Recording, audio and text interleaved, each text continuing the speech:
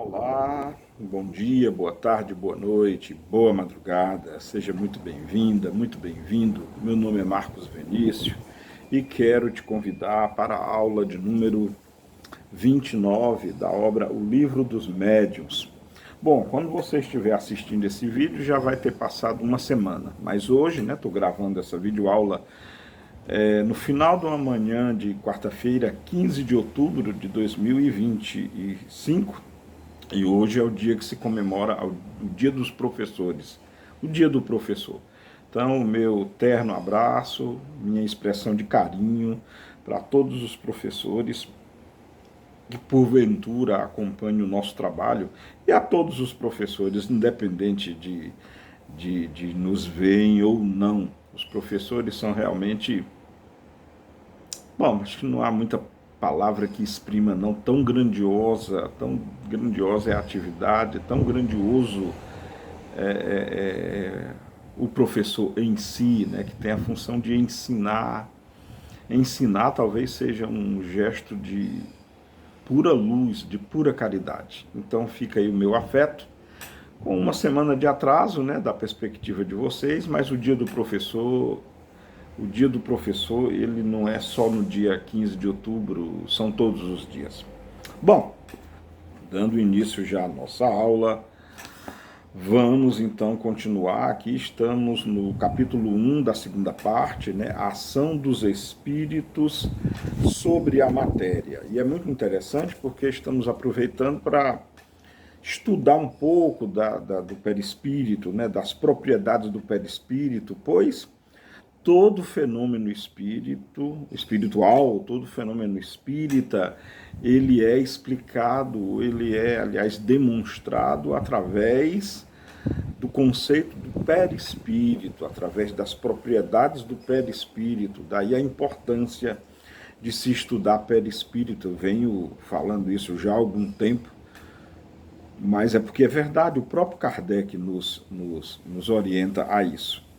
Bom, então vamos aqui iniciando na questão 55, onde Kardec escreve o seguinte: já se disse que o espírito é uma chama, uma chispa. Isto se deve entender do espírito propriamente dito como princípio intelectual e moral e ao qual não se poderia atribuir uma forma determinada, mas em qualquer grau que se encontre, está sempre revestido de um envoltório ou perispírito, cuja matéria se eteriza à medida que ele se purifica e se eleva na hierarquia, de tal sorte que para nós a ideia de forma é inseparável da do espírito e que não concebemos um sem o outro.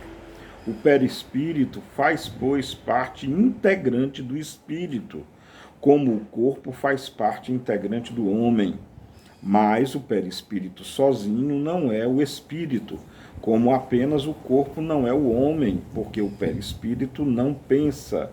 É para o espírito o que o corpo é para o homem, é o agente ou instrumento de sua ação. Interessantíssimo, muitas coisas maravilhosas aqui para raciocinarmos.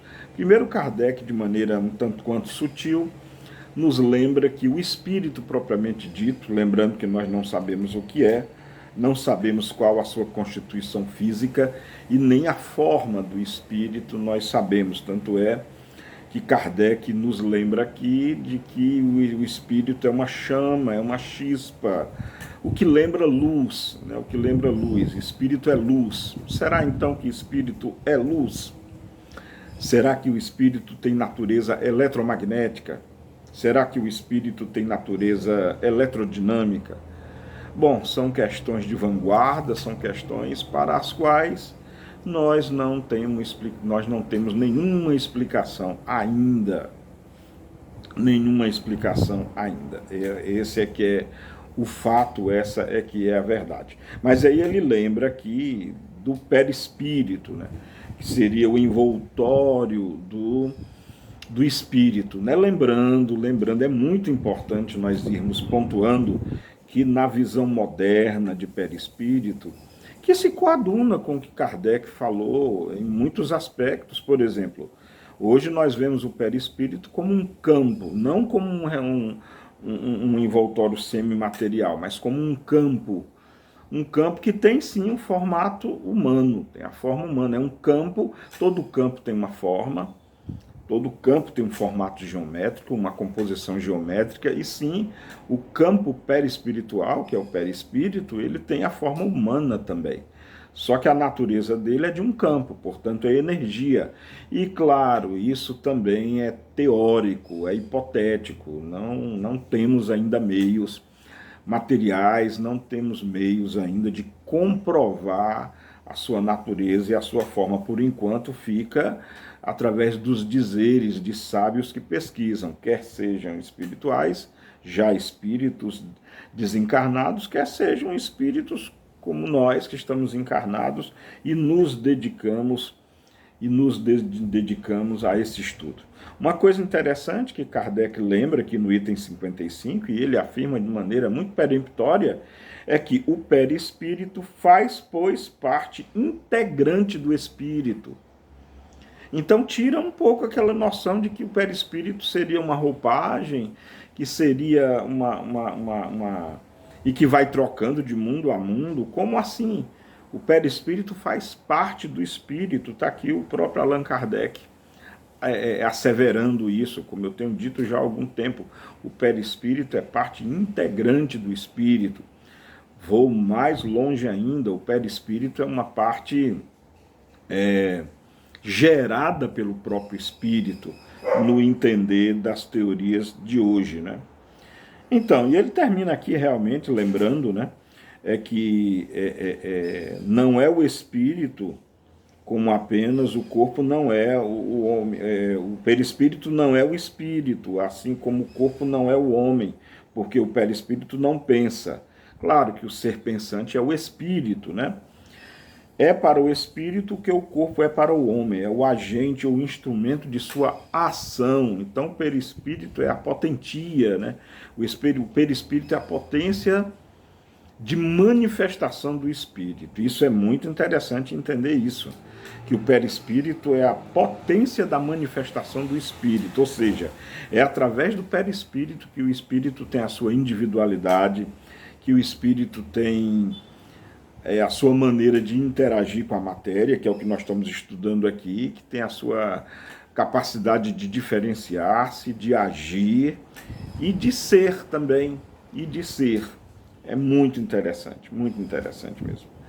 Bom, vamos ao item 56 agora. No item 56, Kardec, dando continuidade, ele escreve o seguinte: a forma do perispírito é a forma humana, como falamos anteriormente, né? Perispírito é um campo morfogênico, e que tem a forma humana, com certeza. Lembra que eu falei? Perispírito é um campo, e todo campo tem uma forma geométrica. E a forma geométrica do perispírito é a forma humana. Está aqui Kardec afirmando, no início do item 56, capítulo 1 da segunda parte. A forma do perispírito é a forma humana, e quando nos aparece é geralmente aquela sobre a qual conhecemos o espírito em sua vida. Aqui, claro, né, na nova teoria, nós achamos que essa forma pela qual o espírito nos aparecem nos fenômenos mediúnicos é a forma dupletéria. Aí já é o duplo etéreo, que por sua vez é formado pelo perispírito. E como eu sempre costumo lembrar, Allan Kardec não conhecia o conceito de duplo etéreo na época, tá bom? Então, muito interessante. Então, a forma do perispírito, vou repetir, é a forma humana, e quando nos aparece é geralmente aquela sobre a qual conhecemos o espírito em sua vida. Poder-se-ia crer, em razão disso, que o perispírito, separado de todas as partes do corpo, se amolda de alguma sorte sobre ele e lhe conserva o tipo, mas não parece que seja assim. A forma humana, com algumas diferenças aproximadas de detalhes, e salvo as modificações necessárias para o meio no qual o ser foi chamado a viver, se encontra nos habitantes de todos os globos. É ao menos o que dizem os espíritos. é igualmente a forma de todos os espíritos não encarnados e que não tem senão o perispírito. É aquela sob a qual em todos os tempos se representaram os anjos ou espíritos puros, de onde devemos concluir que a forma humana é a forma tipo de todos os seres humanos, qualquer que seja o grau ao qual pertencem. Mas a matéria sutil do perispírito não tem a tenacidade nem a rigidez da matéria compacta do corpo. Se podemos nos exprimir assim, ela é flexível e expansível. Por isso, a forma que toma, se bem que calcada sobre a do corpo, não é absoluta, amolda-se à vontade do espírito, que por lhe dar tal ou tal aparência ao seu gosto, enquanto o envoltório sólido lhe oferece uma resistência insuperável. Desembaraçado desse entrave que o comprimia, o perispírito se expande ou se contrai, se transforma, em uma palavra, se presta a todas as metamorfoses segundo a vontade que age sobre ele. É por consequência dessa propriedade de seu envoltório fluídico que o espírito que se quer se fazer reconhecer pode, quando necessário, tomar a exata aparência que tinha em sua vida, mesmo a de acidentes corporais que podem ser sinais de reconhecimento. Bom, muito interessante aqui. Muito interessante aqui. Lembrando, é a forma humana, que é a forma dos espíritos. Aí depois Kardec aqui diz que é a forma humana com algumas diferenças aproximadas de detalhes, e salvo modificações necessitadas para o meio no qual o ser foi chamado a viver, se encontra nos habitantes de todos os globos. É ao menos o que dizem os espíritos.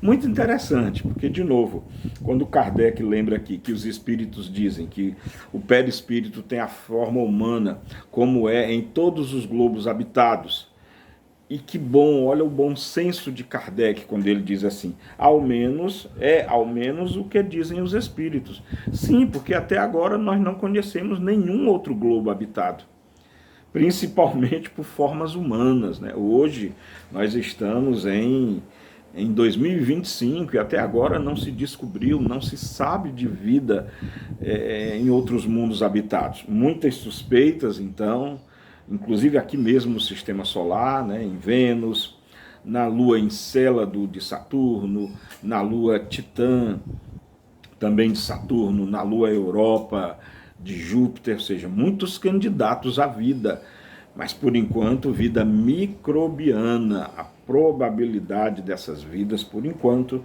são ainda a nível bacteriano, a nível unicelular. Quem acompanha aí os noticiários científicos deve lembrar que há pouco tempo atrás veio até a notícia de que parece que se constatou que Marte abrigou vida no passado, mas vida bacteriana, pelo menos a bioassinatura que se encontrou lá, que se demonstrou, foi a vida bacteriana, vida, ou seja, portanto, unicelular. E aqui Kardec, muito interessante, porque ele, bom senso, né? Ao menos o que dizem os espíritos. Allan Kardec, como disse Camille Flammarion, com certeza foi e é a encarnação do bom senso, né?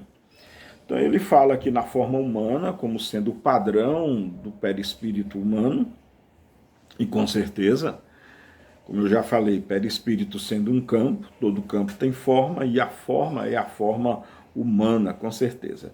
E aqui no final, né, Kardec nos lembra uma série de propriedades patentes do perispírito, ou seja, o perispírito se expande ou se contrai, daí os fenômenos de bicorporeidade, bilocação, visão à distância, nada mais são do que aplicações desse princípio do perispírito, expansão ou contração. Que mais que ele fala aqui? Se transforma, ou seja, em uma palavra se presta a todas as metamorfoses segundo a vontade que age sobre ele, ou seja, o perispírito ele é patente de muitas metamorfoses, Metamorfose, mudança de forma de acordo com a vontade do espírito, ou com a necessidade que o espírito tem. Temos aqui então muitas propriedades do espírito, como plasticidade, irradiação, expansão, contração, metamorfose e por aí vai. E Kardec termina o item 56 da seguinte forma: os espíritos, como se vê, são, pois, seres semelhantes a nós, formando ao nosso redor toda uma população invisível em seu estado normal. Dizemos em seu estado normal porque, como veremos, essa invisibilidade não é absoluta. Olha só, vou encerrar por aqui deixando a deixa para a próxima aula. Olha só, os espíritos, vejamos bem, olha só, os espíritos, como se vê, são, pois, seres semelhantes a nós, formando ao nosso derredor toda uma população invisível em seu estado normal, né? Muito se diz, os espíritos estão aonde, né? E aí se constroem prédios para eles, mas está aqui o Kardec dizendo, Kardec escrevendo, eles são semelhantes a nós, formando ao nosso redor toda uma população invisível. Então eles estão aqui mesmo onde nós estamos, aqui mesmo, ou no espaço, ou enfim, mas que eles estão aqui, estão. E Kardec finaliza, né, quando ele diz, formando uma população invisível no seu estado normal. Dizemos em seu estado normal, porque, como veremos, essa invisibilidade não é absoluta. Como é que funciona, então, a visão desses espíritos, né? Como podemos ver esses espíritos? Vamos começar a entender isso na nossa próxima videoaula. Por hoje tá bom, né? Vamos parar por aqui. Tem muito já o que pensar e o que raciocinar. Era essa a aula de hoje. Mais uma vez, meu parabéns aí a todos os professores. Beijo no coração de todas e todos, professores e professoras. Meus parabéns a vocês.